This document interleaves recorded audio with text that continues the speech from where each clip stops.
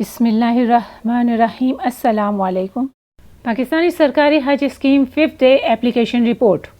First day 3624، second day 10623، third day 13129، fourth day 16178 اور fifth day 18344۔ پانچوں دنوں کی ٹوٹل اپلیکیشن 61,898۔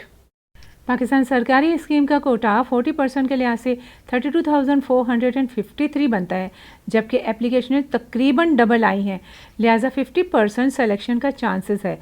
بینکوں کے بریک اپ کے لحاظ سے میزان بینک 11,553، حبیب bank 10,473، MCB 10,276، UBL 7,749۔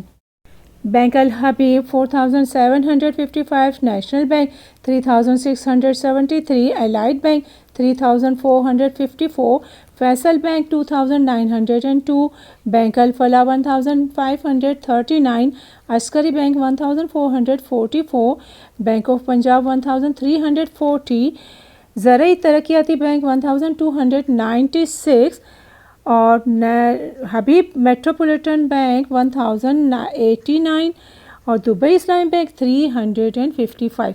Total application 61,898 اور اس کا ٹوٹل اماؤنٹ 3094900000۔